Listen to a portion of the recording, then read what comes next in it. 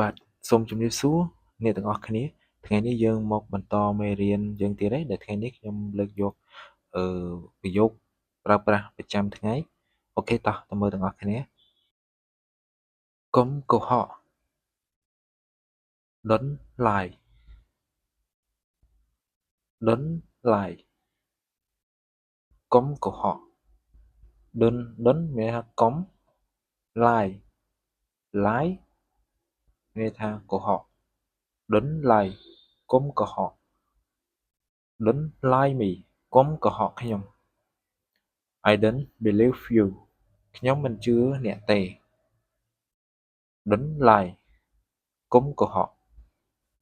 ត្រៀមឲ្យរួចរាល់តើអ្នកត្រៀមខ្លួនហើយឬនៅ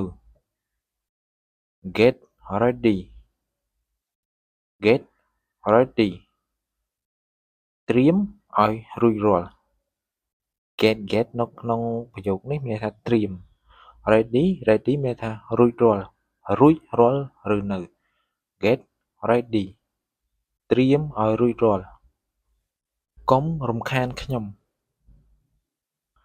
Don't disturb me Don't disturb me កុំរំខានខ្ញុំឈប់រំខានខ្ញុំទៀតទៅខ្ញុំពិតជាធុញអ្នកណាស់សូមអ្នកកុំរំខានខ្ញុំទៀតអី Don't disturb me Don't disturb me Don't មានថាកុំ disturb មានថារំខាន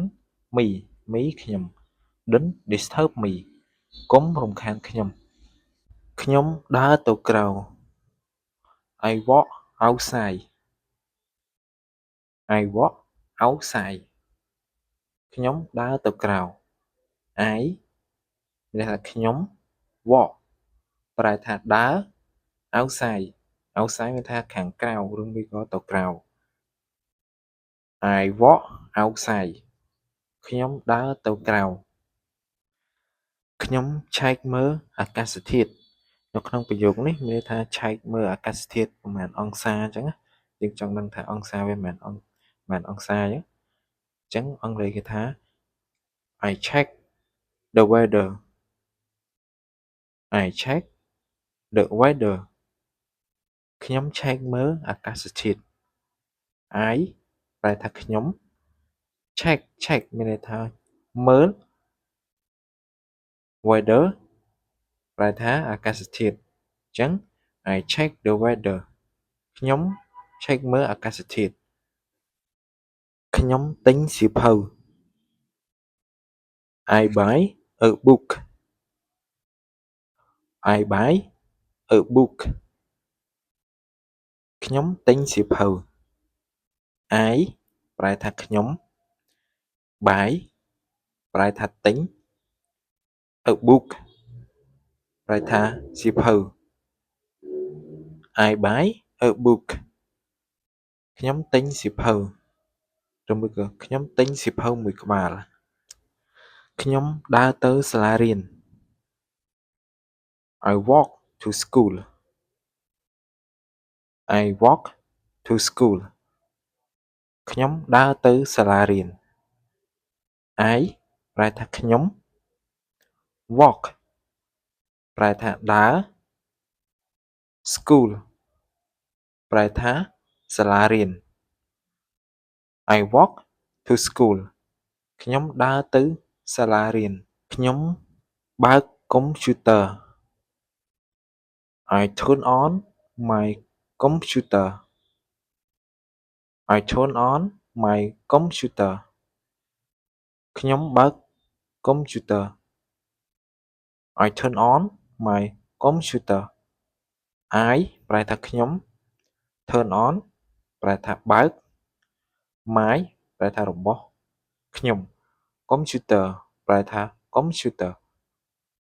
I turn on my computer ខ្ញុំបើក computer ខ្ញុំផឹកទឹកក្រូចច្របាច់ I drink orange juice I drink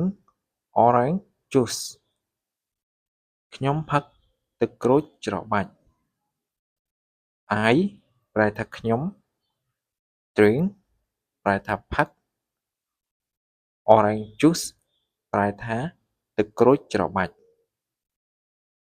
I drink orange juice ខ្ញុំផឹកទឹកក្រូចច្របាច់ ខ្ញុំញ៉ាំ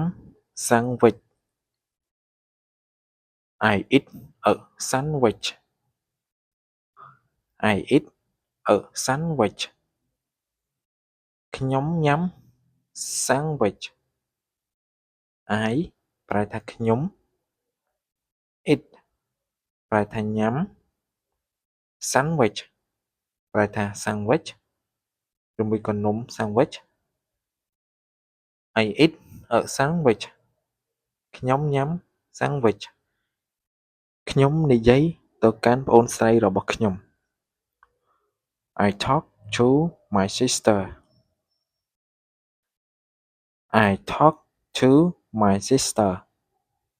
ខ្ញុំនិយាយទៅកាន់ប្អូនស្រីរបស់ខ្ញុំ I ប្រែថាខ្ញុំ talk ប្រែថានិយាយ to ប្រែថាទៅកាន់ my របស់ខ្ញុំ sister ប្អូនស្រី